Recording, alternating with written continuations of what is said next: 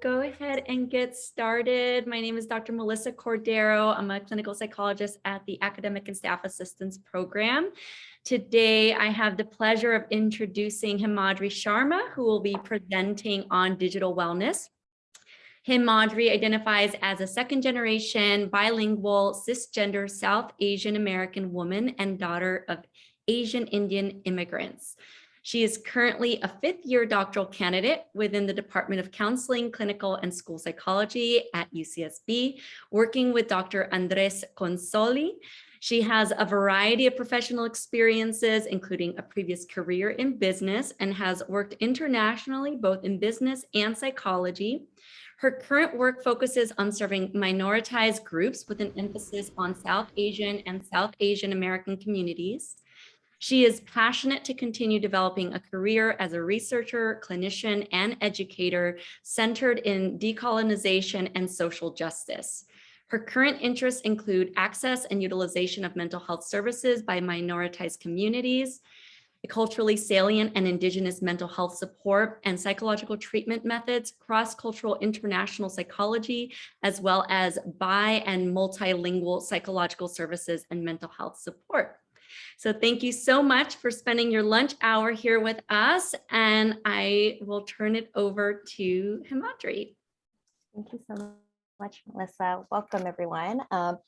Like Melissa said, my name is Himadhari Sharma, and my pronouns are she, her, hers. And I am excited to have this conversation with you all. We'll be going through some information, and then there's going to be moments of time that we're going to actually be talking. So be prepared for that. We're going to do some small group stuff and some large group stuff. So today we're going to be talking about digital well-being, and I do want to take a moment and just give a shout out to my colleague Justin at ADP, the Alcohol and Substance and Drug Use Program here on campus, and he really helped me and guided me as I was making this presentation, and as I've been kind of exploring my interests and learning more about digital well-being in today's day and age. So today we're going to be talking about some of the research that is out there. We're going to be learning some techniques, talking about some techniques about reducing negative consequences and enhancing the benefits of using our devices. Really gain an understanding of both the positive and negative impacts of social media, and then also beginning to learn a little bit about mindfulness as a tool for self-care. So what's digital well-being? I feel like it's this new term that we're, it's getting thrown around, and it really is about the process of cultivating and maintaining a healthy, balanced relationship to technology. And that really means different things for different people. And so there isn't a one size fits all when it comes to digital well-being. It is something that we develop for ourselves, of the relationship we want with our devices, with our screen use, with social media. And it's really accomplished through understanding the psychological, emotional, behavioral aspects that inform screen use, as well as the practical applications and of the techniques that we can use to moderate or even change our behavior with screens. And I think in that one, it's also really important that moderate is important. We don't want to stop it necessarily. Screens are a part of our lives, an important part of our lives. I mean, right now we are engaging through a screen. So it's more about how do we develop the relationship that we want with screens. So just a little bit of background. What's going on these days with screen use? People are on screens a lot, especially given the pandemic. Screens have really become a major way that we're engaging in work, with our social lives, in entertainment. Like, screens are everywhere. And I was really surprised by this when I read this, that on average, Americans use screens or touch their phone over 2,000 times a day. And I was like thinking about it, and I was like, well, do we really? And then I just noticed myself checking my phone every so often while I'm working on my research. I'll be like, oh, let me just check my phone. And so it is something that we don't even think about it. I know sometimes I don't think about it, of how much I'm using my screens or my phone.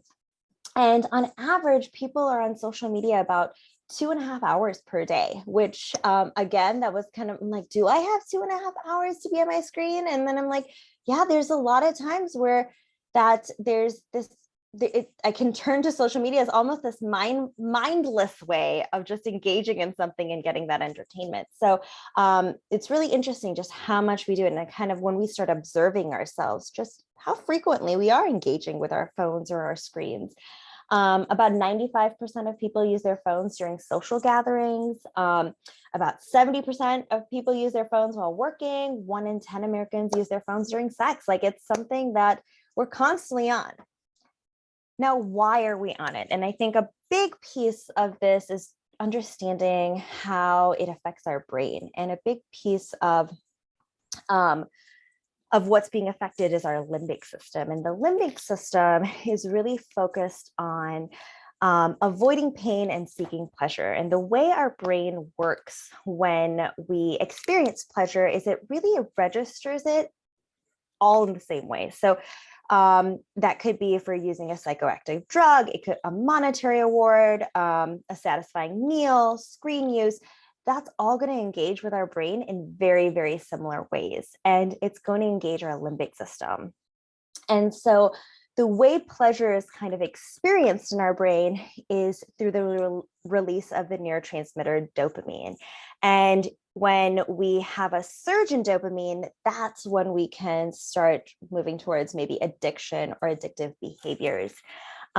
Research has shown that about 5 to 10% of Americans are predicting can meet the criteria for social media addiction today, because it is creating those dopamine surges in our brain.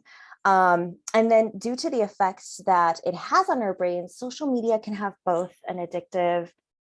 be both addictive in a physical way.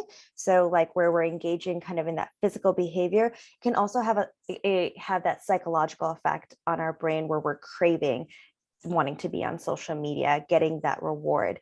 And it's really happening in a way that's very unconscious to us, because like I said, that the limbic system its core function is how do we avoid pain and how do we seek pleasure. It's really happening at a level that we're not even aware of. And it's also a very important thing in our brain, because that is as animals, it is what helps us keep us alive, right? Like if we are avoiding pain and we're seeking pleasure, that's going to keep us alive. But we're not running in the forest, or we're not doing that. We're not running away from a tiger anymore, where we need to be trying to figure these things out. And now it's more of like with these more modern day things and these technologies of using screens and how they're impacting these systems in our brains. So like I said, when we get that notification on our phone or we engage with our devices, it's going to create a dopamine surge in our brain. And another really interesting thing that our devices are doing is that it's not actually giving us a constant stream of dopamine. It's really a variable reward system, because you never know when you're going to get that like, or you're going to get that notification, or when you're going to get that text message. So you never really know when you're getting that reward. And that's what pulls you to keep staying engaged with it. For example, if you put say you put a picture on Instagram, you might get a like in the morning, and then like later in the afternoon, someone else likes your picture, or they put a comment on it. You have no idea when it's going to happen. And that is going to increase that kind of dopamine surge when it happens. And it's going to increase that motivation. It's going to make that reward feel even more pleasurable. And that's what's going to then activate some of those addictive type of behaviors. It's really interesting when you think of it. They use the similar type of technique when you're training like your pets, right? You don't want to give them a constant reward. You want a variable and kind of give those rewards intermediately. And that's what's going to get them to do the behaviors you want them to do. Well, our phones and our devices are doing the exact same thing with us. And the manipulation that's having on our brain and it's something that a lot of these companies know, and they know that this is how we're going to keep engaging with these devices. Another thing that a lot of social media and devices have is that they don't have stopping cues. So whereas in a lot of other things in our life, for example, when we're reading like a newspaper or a magazine, there's the natural stopping cue when the article ends, or when you finish that newspaper and you fold it up and you put it away. Instagram doesn't have it. You could just keep scrolling and scrolling and scrolling, and there's no stopping cue telling you to, okay, now it's time to end. which is also kind of playing with the way that it affects our brain.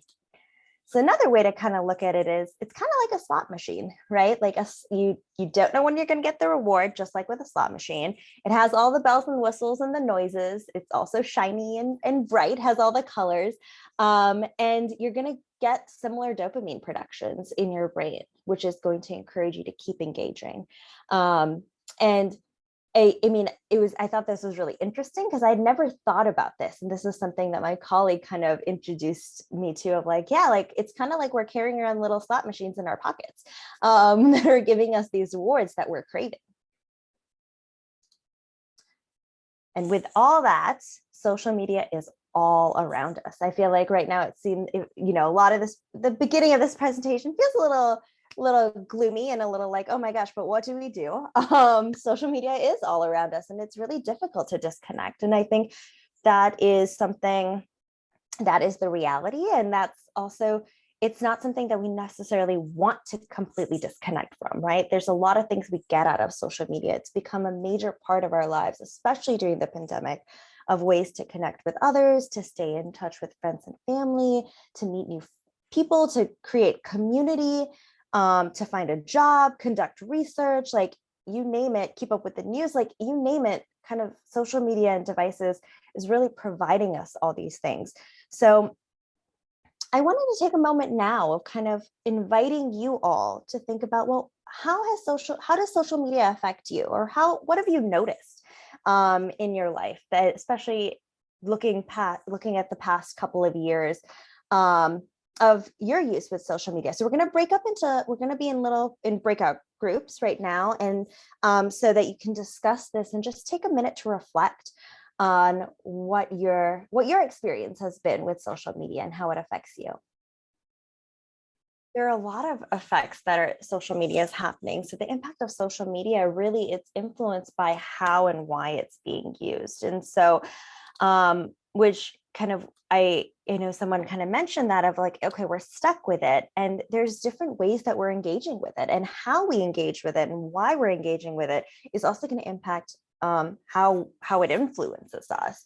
A recent study has shown that compulsive social media usage has been associated with anxiety and depression, which I know is something that is being talked about a little bit more. It's also been associated with problematic sleep, especially among students. And then also just there's an increased level of FOMO around people. So the fear of missing out. Before it was when I'd hear the phrase FOMO, it was like a very colloquial, like, it's kind of like a slang that people would use. And now it's actually being used in research of like, there is this major fear that people are having around missing out on experiences. I think some of that, just speaking a little bit more anecdotally from what I have seen, is that with the pandemic that has increased, because then you're, with everyone being stuck inside or not being able to engage in things the way they used to, and then seeing other people engaging in maybe ways that they'd want to, there's that fear of missing out of, why am I not doing that? Why can't I do that? Why am I not there? And then it's in general has an adverse effect on sleeping behaviors. Now, this is a lot of negative stuff, and it's important that we also balance it out with, there's a lot of the positive effects of social media too. So kind of just in this larger group, I wanted to invite people, if you want to shout out just some ideas that you have of how has social media affected your life in a positive way? What are some good things that you've been getting out of social media? Our sleep, the fear of missing out, there's increased bullying depending on the different platform, there's increased body image issues. So there are things that are happening, anxiety, depression, and then loneliness, and then it kind of starts to turn. So access to health advice. Now we're starting to see, okay, it's starting to move into the positive of things, developing real world relationships, increasing our awareness of people's health around us, our loved ones, our friends, community building, social support, engaging with our own identities, learning more about our own self-identities, and also self-expression. It's a place where a lot of people feel like it's safer for us to engage in our self-expression, or also engage in communities where we feel that our community. So, so there are positives. It's definitely important to look at it like a spectrum. Now, what about parenting and devices? I think this is something that is really talked about. And, being a parent is hard. And I think when you add devices on top of it, helping your children develop a balanced relationship with technology and social media is also very hard, if not harder at times. Research has, I think a big piece of it when we think about that is, and this is easier said than done, is it's really important for people to be kinder to ourselves and to really just approach ourselves as well as others with some compassion. And like I said, that's easier said than done. Research has shown that parents are finding parenting to be harder than it was 20 years ago. And many people are saying that technology and devices are playing a big role in that. About 71% of parents have reported that they're worried that their children are spending too much time on screens. Of course, like I've said, that COVID has only increased to that, with school moving onto online, a lot of things moving online. I have some nieces and nephews who've had to do birthdays online. So like everything is online now for kids. And parents are really worried about the long-term effects about that. 80% of parents are saying that their child between the ages of 5 and 11 use or interact with a tablet or computer. So it's very common. With that said, the WHO recommends that we should be trying to restrain our children from using screens, kind of limiting it to about an hour at a time. And a child who's 1 or less shouldn't really engage with screens. With that said, I think that is, again, easier said than done, especially given the state that we're in with the pandemic. So again, I wanted to take a moment, and we're going to break out into breakout rooms again, and just take a moment to reflect as a community of, well, what has your experience been if you are a parent with devices and or social media? And if you aren't a parent, that's okay. Like, just maybe things that you've noticed. And yeah, so we're going to take a couple of minutes and just discuss that in breakout rooms, and then come back together to talk about it.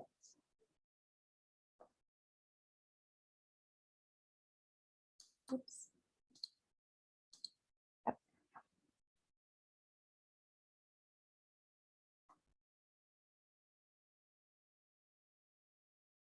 I'm excited to hear what people talked about. So what are some things that you've noticed kind of as a parent, and what have been kind of your experiences with social media and devices? So I do want to give that disclaimer. Definitely, I bring in a different viewpoint, and I really appreciate you all sharing your perspectives, because I think that's so important. I think another thing that I've kind of just witnessed, and as I've talked to people, is also feeling really alone in some of this stuff, that I feel like, as you're a parent and you're kind of dealing with these situations with your kids, it can feel, especially in the pandemic, it can feel lonely of like, okay, what do I do? Are other people experiencing this? And so just having that sense of community to talk about that can also be so important. So thank you so much for engaging in that. And that kind of leads us to the conversation of, okay, well, what do we do? And I truly wish I had a little magic solution and I could just give it to you, and then there you go, we can be done. But we don't. And so there is no one size fits all. And it is really about exploring social media and digital hygiene. And when I say that, that really is about developing a relationship to devices and social media, both for yourself and something that you can expand on to your family, that fits for you, that works for you. It's really about creating balance, and that really works with your needs and expectations. So something that's attainable. It's really easy for us to have, I think, especially like for me to be like, let's just do this and that'll be ideal, but that's not realistic. And if it's not realistic, it's not going to work.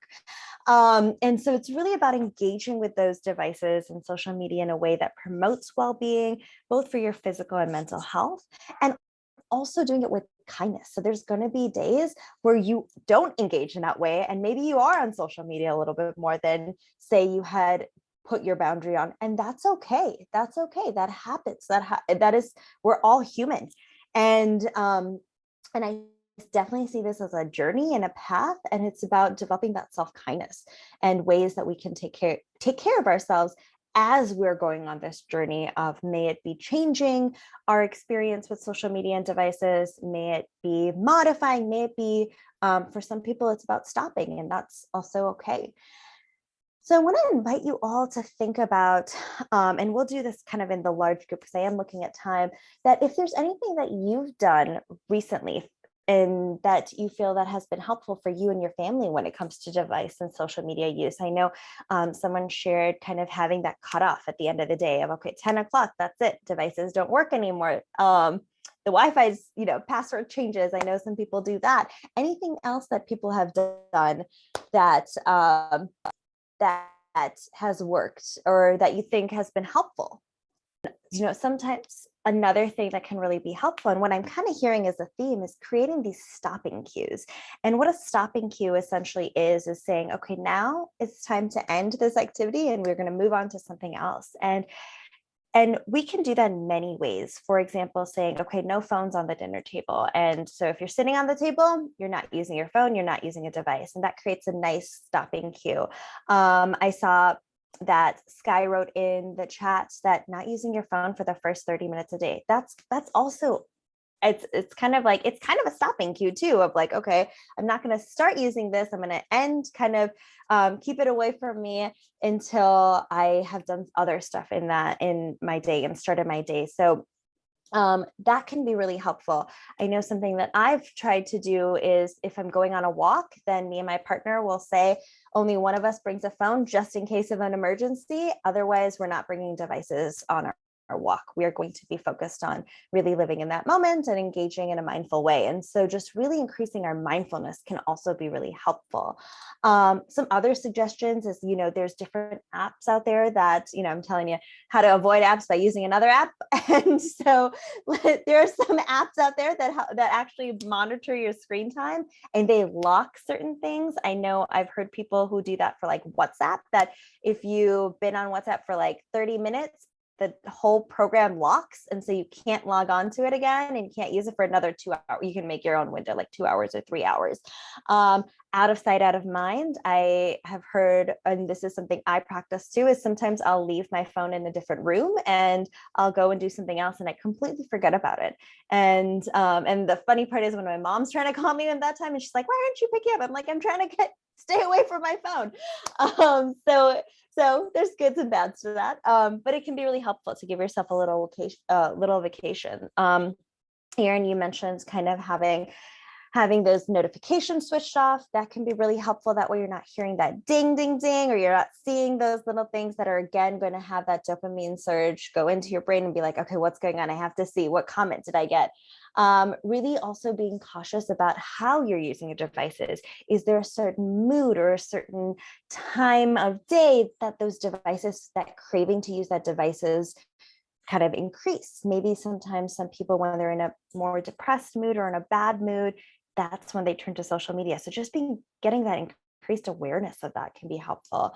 And then just joining a group, a place to discuss this type of stuff can be really helpful as well. So one thing to keep in mind, I think, is also mindfulness. So mindfulness can be a really good way to also help us be a little bit more intentional in how we engage in our devices, as well as give us opportunities to disengage from those devices, be able to find calm and peace and expand our coping strategies of ways we take care of ourselves by adding mindfulness to our coping strategies, our toolbox.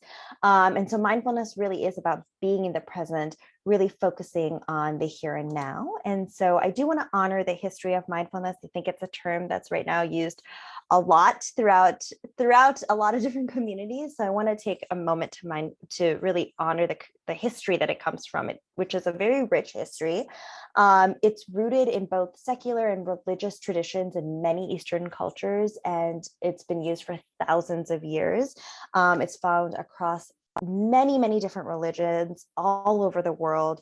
Some of the stuff that I'm going to talk about has been rooted in Hinduism, which is kind of looks more towards mindfulness as meditation. And it's usually a practice that has been discussed in a lot of books, such as the Bhagavad Gita, is discussed in yoga, in Vedic meditation.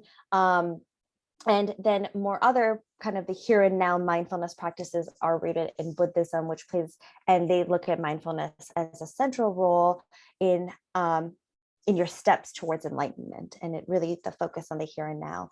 Like I said, it's found across many, many religions, Islam, Christianity, Judaism, so across many, many cultures. But it's a really powerful tool. So mindfulness and devices, how does that work? So one way is through mindfulness, we can really increase our awareness of the relationship we have with our devices. So if as we're engaging, really being mindful is saying, okay, well, why am I engaging right now? What is pulling me to engage right now? Asking ourselves that, trying to give ourselves a moment before we start that engagement, which again, I know all of this is easier said than done. It's not easy to do these things. It also can allow us to increase our intentionality when we're engaging with these devices. So really being thoughtful of like, okay, well, why do I want to engage in this? And what's my intention? What do I hope to get out of this engagement I'm about to have? It can also help us support our decisions and how and when we want to engage with devices. So if we're able to kind of go through this process of reflecting on why are we engaging, how are we engaging, then we can make a little bit more of a thoughtful decision of, okay, when do I want to engage? I want to engage in this device, for example, if you've noticed kind of mood patterns being like, okay, when I'm happy, that's when I want to engage in this device, because when I'm not feeling at my best, being on social media is just not really helping me. And it can also give us a break and a moment to just recharge, relax, and experience calm. So put that device away and then be able to engage in something else. And so really just thinking, okay, is your mind full or are you being mindful? And being able to engage in the devices in a way that seems authentic to you. So we were going to do a self-compassion break, but I am looking at time and I do know we have to stop. So if possible, I'll ask if Melissa, someone could maybe send this link, but there's a lot of really great resources out there. I think self-compassion is one that is just, it's very, very powerful that we can use. And Kristen Neff is just, her research is just absolutely fabulous in this realm. And so I would definitely recommend checking out Kristen Neff's work around self-compassion. So I wanted to open it up to questions real quick. I know we're out of time.